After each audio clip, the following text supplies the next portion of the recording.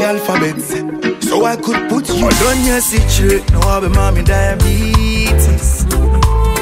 Although you're pure on you, naturally sweet.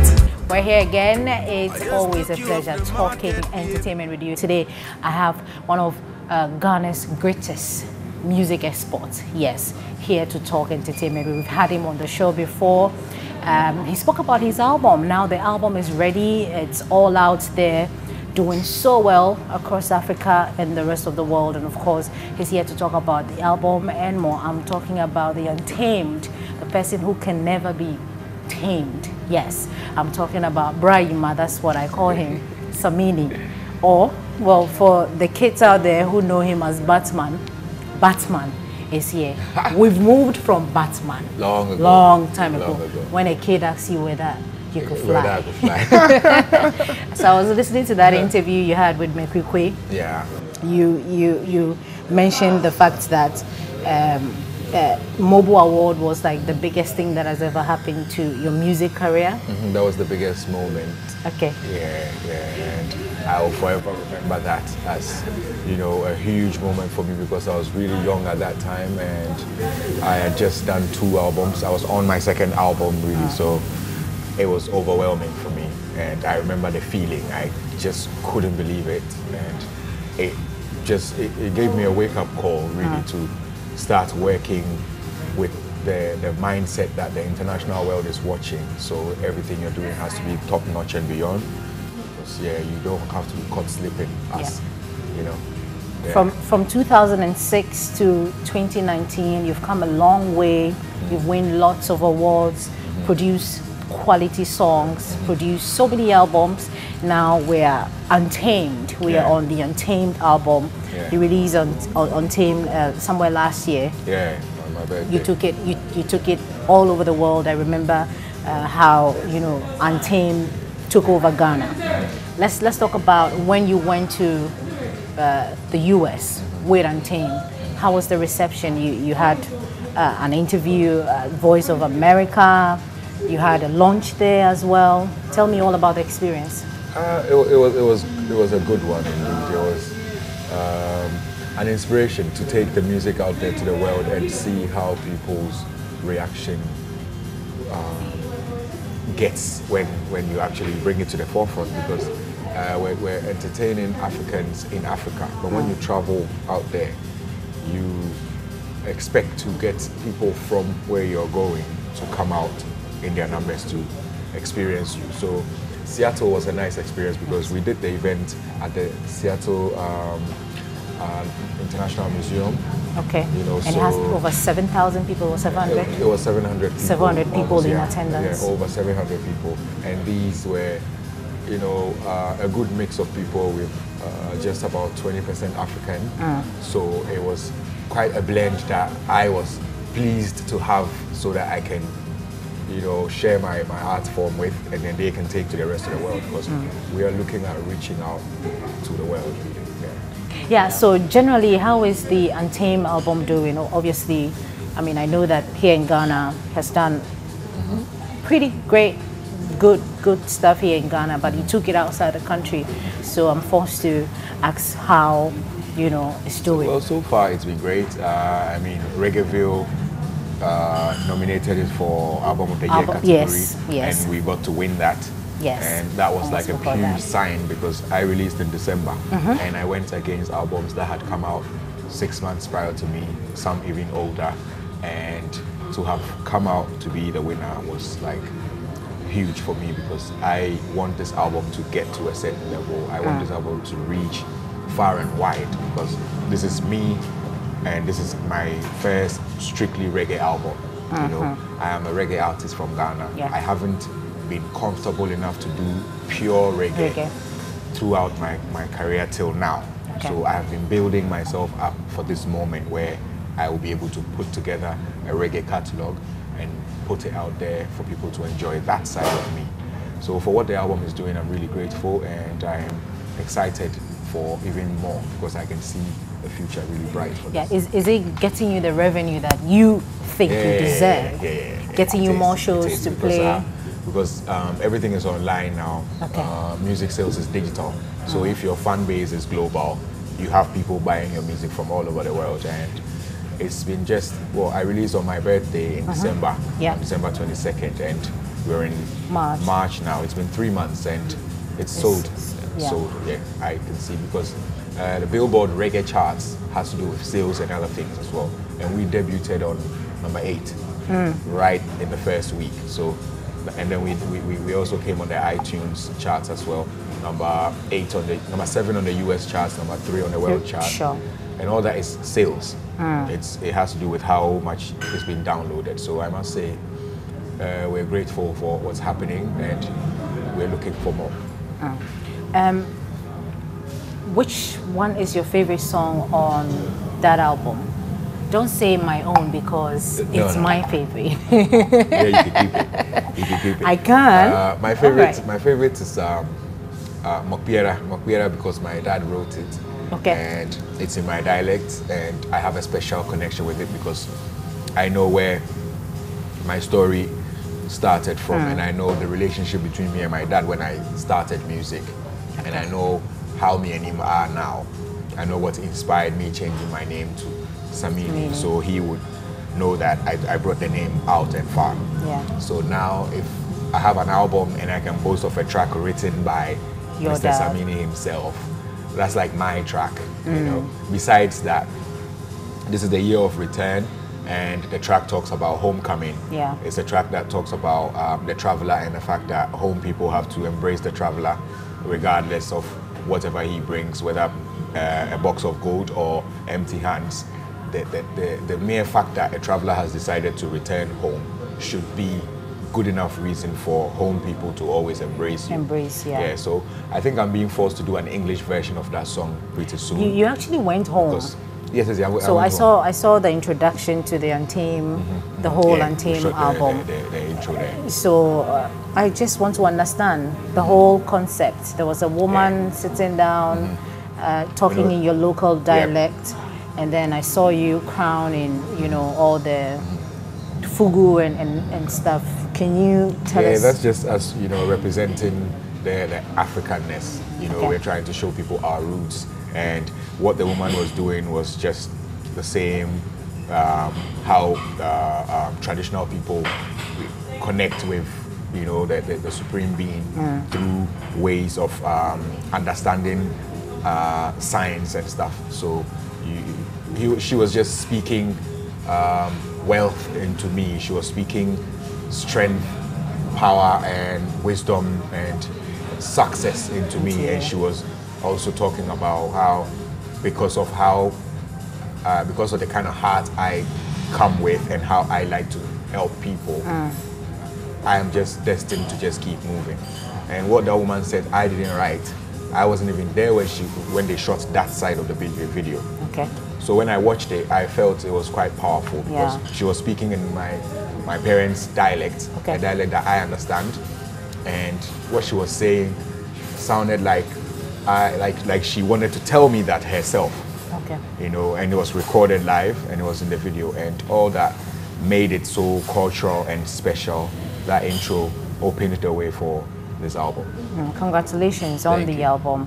What are your expectations for the Ghana Music Awards? I know you've been nominated for the 3 music awards as well. What are your expectations? I mean, with the success that this album has chalked. Well, for what this album has done so far, I think for the reggae categories, we should do well. We should do well. Yeah. So I'm looking at it at least having presence and recognition in the reggae category for both Ghana Music Awards and 3 music awards. And other subsequent awards that will come before the year ends. Yeah, so we're looking at being actively involved. I know that apart from music, you have a farm to yourself. Apart from the farm, do you have any other thing? Business here and there, throw the money into whatever. But what's interesting is that you own a farm and you pay attention to that. That's like agriculture, and it adds so much to the economy of Ghana that a lot of people, I'm not sure whether they know that. So I'm interested in the farm. How is the farm doing? Farm's doing great, high grade farms is doing great. When was the last time you went to the farm? I haven't been there in a long time, but I get pictures, I get little videos here and there, because the farm is up north. I did up north because that's where my roots is, and I'm trying to demonstrate something that farming or agriculture is the future, in the sense that if we concentrate on that, we're going to create jobs for people, we're going to give food to ourselves and people that can't necessarily find their own food, and we're going to make money and empower the economy. So we're looking at agriculture as becoming the solution to all these influx of people from the rural area to the urban area looking for ends to meet. I mean, looking to make ends meet, looking for food, looking for whatever. Because if you have say you have a tomato farm and you have a factory that makes the tomato paste right after the tomato is harvested, and then you also have a wing that exports the very fresh ones to certain areas before certain hours. Ghana is 6 hours away from Europe, so you can always tell people you can give them tomatoes that's less than 24 hours old. Yes, so stuff like that, and all of these things, if these things are working and working properly, that's revenue for everybody. So I'm up north, making sure my people up north stay there on my farm and work rather than come and push trucks in Accra to make some money, because there's nothing going on up there apart from agric. And also it's a way to demonstrate the fact that it's a farming area that I'm coming from, and I have so much land when it comes to agriculture. I have so much land up north that I should demonstrate agric for my people, the youth up north, to know that agric is cool. If I'm on TV dancing and singing and I'm not reluctant to touch the soil, then I think you should feel free to do the same. So all of those things are just why I'm still empowering agric.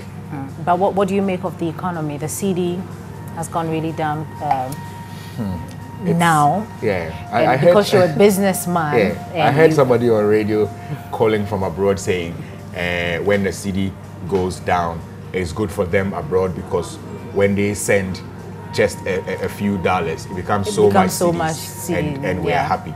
And I'm there thinking, listen, it becomes so much CDs that's worth nothing.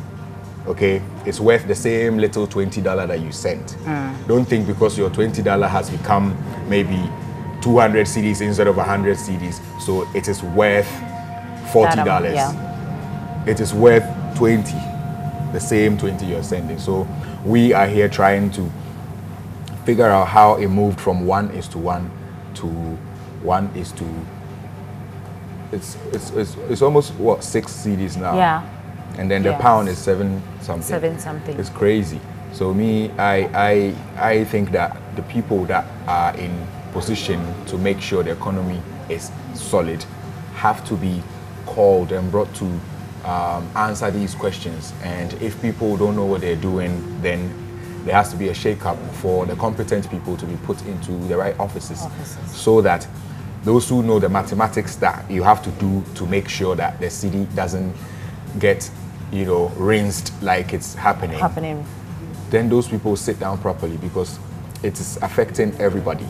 If you go work anywhere else and you bring your money down here, and then you see how the Ghana cedi evaporates every time you change some of it, you know that, you think you've brought money, but whatever you change, the cedis that it become, and how much people need that cedi you're holding before anything can happen around you, tells you that, it's no money, it's gone.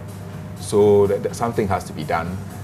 What do you propose? I know you're not an economist. So those who have read the economy and they've written the exams and passed and are sitting in the offices collecting the pay to make sure the economy is stable, should be work around it. Yes, should be called to answer why the economy is not stable. And if they can't answer, let's get some young and competent people, put them in place, because generations change and ways of thinking change. So if you're a 75-year-old guy dealing with a 38-year-old guy in Europe about economy, and he's telling you some things and you don't understand, you're losing. But if that guy is dealing with somebody today who understands every app and every link online, that guy is sharp and he knows what that guy is talking about. So now we need to look at drawing a line so that even the youth can rise and let the government know that we all want you to understand that after a certain age, we don't want anybody in office, right? Because if Ghana says retire at 60, and you have people in government office like almost 80 and stuff, it's not fair on anybody, on the one that's working and on the one that's home not working because that guy is continuously working. Because that guy that's being made to overwork himself is being made tired for no reason. And that guy that's being made dormant is being made to waste away for no reason.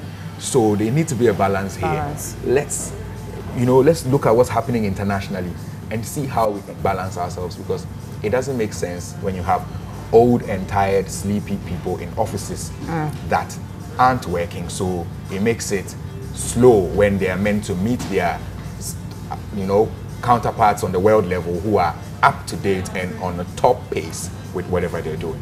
So Charlie, big up to the people that are making Ghana what it is today. Better place to be. But yeah, we're not saying Ghana is the worst place. I love my Ghana. I think regardless of how fast the city is running, Ghana is a beautiful place and we still enjoy our country. So we need it to be a bit more stable, and we need certain things to make sense, certain things to be logically sensible. Yeah, it doesn't make sense when you have somebody over 70 in a public office and somebody is qualified and from 30 to 38 he's been home with different degrees doing nothing. It doesn't make sense. Yeah, I understand. Recently I was talking to the gospel musician Nasi, and he argued that we have people in the entertainment cycle, very intelligent people who know how, or who have the intellect to govern this country, to take positions in the government or ruling the government, but they are scared to do politics. Me, I'll only do it if I'm a flag bearer of any. But you would have to start from somewhere. Yes, but I'll just start from somewhere by establishing myself as a very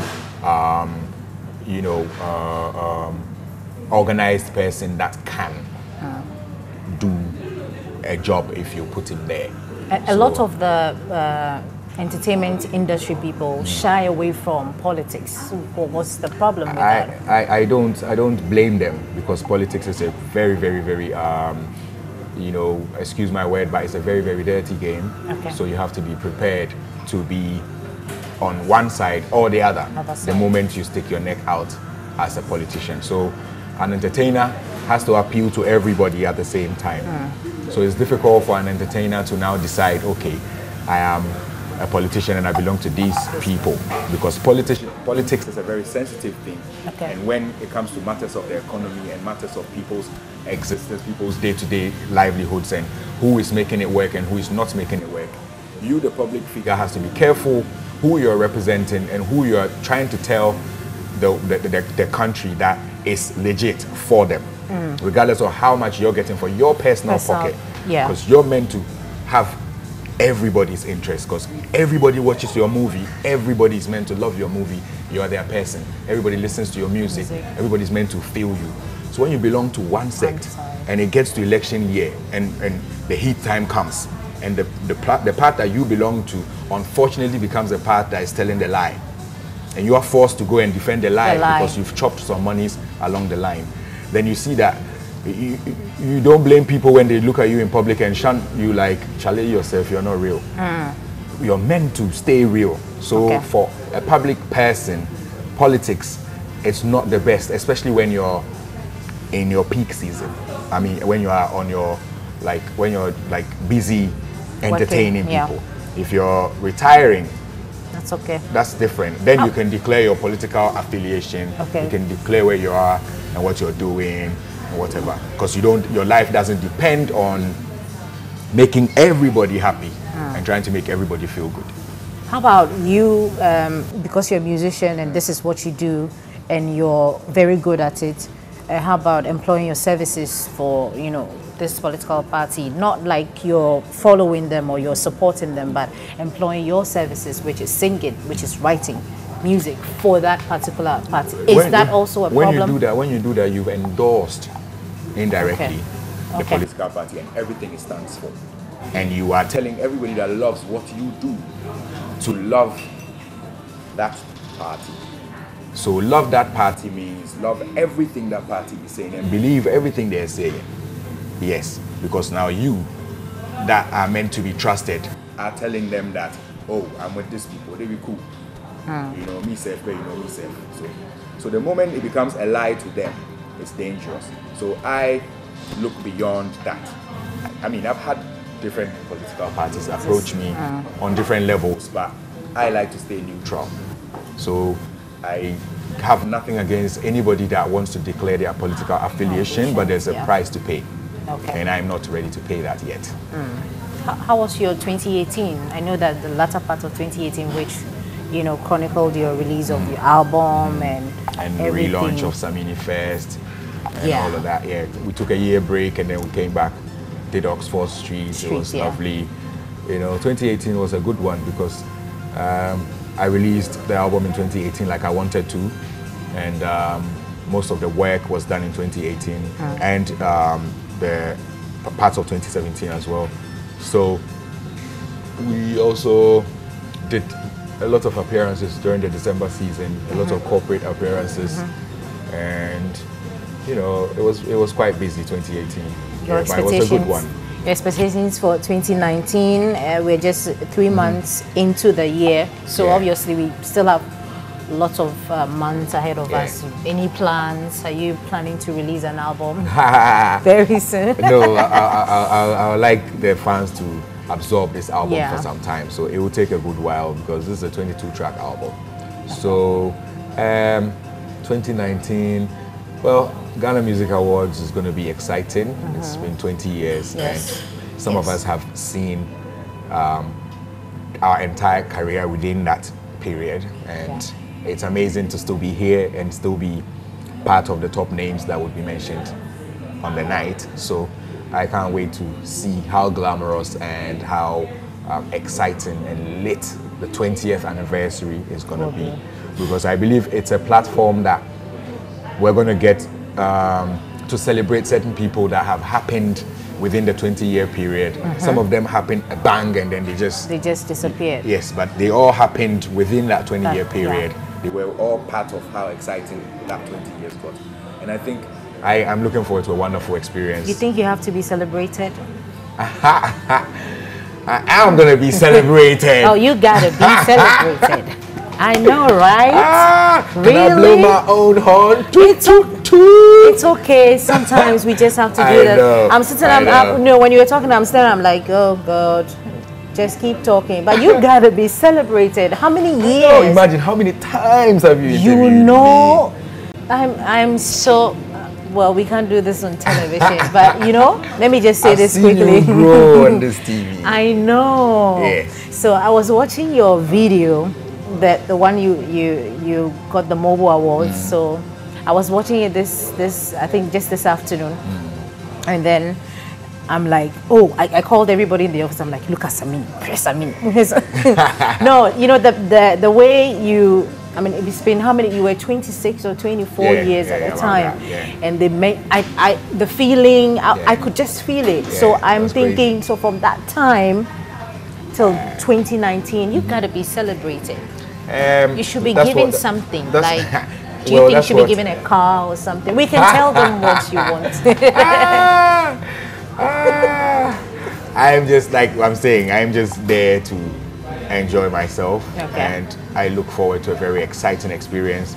And I keep saying that because I know how much I have put in within the 20-year period, how many exciting moments. I mean, this is Ghana Music Awards. I have hosted it 2 years in a row within that 20-year period. You know, I have had my heights within that 20-year period, and I'm going to sit back and watch which of those moments will make it on that screen when they're flashing the things that happened, you know, because I don't know. Yeah, but I just know I'm going to get my invitation, and I think I know I'll get some nominations. Praise because the Lord. I released an album. No, it's good that you know. Like, if you know, you know. Basically, what makes you happy? What makes me happy? My space. Okay. You don't like people in your space too much? No. But you draw. You're drawing us in. Yes. That's why. So that's why it's difficult to have some space. So when I end up getting some space, you know, it becomes golden and precious for me until the next zzz on your phone or the next cook on the door. Yeah. Okay, that's happiness. What makes you laugh? What makes me laugh? My own stupid jokes. You tell stupid jokes too? To my friends and with my friends. And random stuff that pop up and stuff, things that I would say will end up cracking everybody up, and then I will laugh as well. But what makes me laugh would be a good comedy show. I like to watch. Do we have that shows. in Ghana? Has anybody made you really laugh? There's a few good comedians here. You don't want to endorse any of them I because don't want to mention names, but yeah, I know a few. I know Foster Romanus. Okay. I know DKB. Okay. I know Ajize, who is like up and coming. So I know from top to the down stretch. Ajize, no, Ajize is if I say be up and coming, if you do joke, take Demato. Yeah. I think he's pushing and he's established himself online as a comedian. What I know is that it's still an emerging industry in Ghana, and we want to see more. Yeah, some of us are fans of comedy. Kojo Nkansalio Win is my friend because I like comedy like that. He's a friend on my phone that I can call and just have a good laugh. He can give me a shout when he knows he wants to just crack my ribs and go like, yo, then he knows that he's made my day. Yeah. 20 years down the line, we're celebrating music. We will be celebrating music. What would be your advice, you know, for this industry, for the emerging acts that are, you know, coming up, people who are looking at? I'm sure you've had this question over and over again, but things are changing. Every single year, we have things changing. So, 20 years on, Ghanaian music industry, what's the way forward? What can we do to get there? We're not doing bad so far, given the role we play on the continent when it comes to exciting music. Because no matter how small the country is, when you're talking about songs that are happening on the continent and beyond when it comes to African music, I think we've done quite some work, and it will be good to just keep the momentum, keep pushing. And the advice to the young ones would be to try and stand out, be original, you know, stay consistent and stay focused, really. You know, do the music live, because you can't cheat, you can't cut corners when it comes to the final moment where you need to, like, you know, express yourself. So yeah, in the next 20 years, I expect to see Ghanaian music on the main forefront of African music again, like it used to be with those Sibisa days. Yeah. Okay. You've acted in a couple of movies before. I think just one movie. Yeah, I think I did an appearance in Pool Party. Pool Party, that's the. Yeah, and then I used to do Fresh Trouble with Davi and the rest of the guys.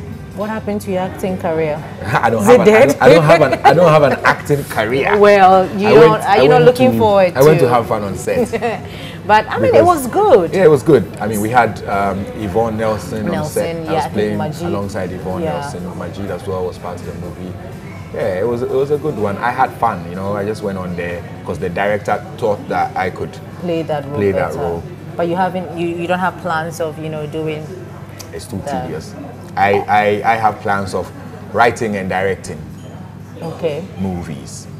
Not really acting in the movie. Yeah, once a while I can show face, but when are we looking at that? Because the acting industry, they are calling for support. Actually, they're saying that they don't have jobs. So when we have, I have stories. Okay. Yeah. So can you tell them? Yeah, I have stories. I can't tell them the stories, but no. But can you tell them that you have stories so that we can, you know, come to you?